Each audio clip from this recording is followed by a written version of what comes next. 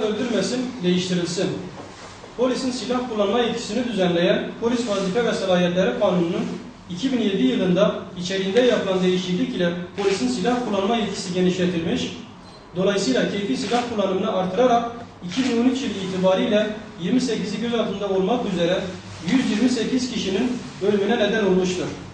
Üstelik bu insanlar dur ikazına uymamak gibi çok sıradan gerekçelerle katledildikleri gibi yakınları tarafından açılan dava süreçleri ve sonuçları toplum vicdanını yaralayıcı biçimde seyretmiştir.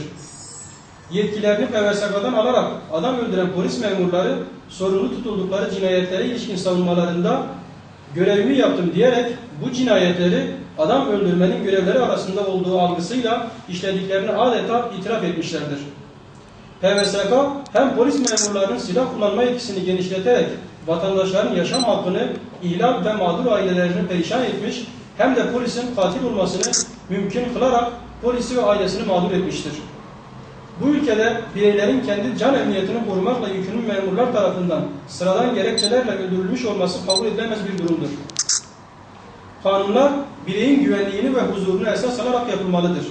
Ancak 128 kişinin güvenliklerini sağlamakla sorumlu olduğu devletin memurları tarafından öldürülmüş olmaları, bu kanunu değiştirenlerin meseleleri güvenlik odaklı çözme yoluna gittiklerini göstermektedir.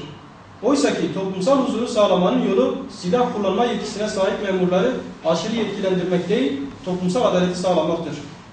Sonuç itibariyle PVSK güvenliği sağlamak bir yana tüm vatandaşların can güvenliğini tehdit eder durumdadır. Bizler Mazlum Der ve Baran Tursun Vakfı olarak polisin silah kullanma yetkisini düzenleyen PVSK 16. maddesinin bireyin kutsal yaşam hakkını, özgürlük ve güvenliğini esas alacak biçimde değiştirilmesini, bu doğrultuda PVSK'nın uluslararası standartlara uygun olarak yeniden düzenlenmesini talep ediyoruz.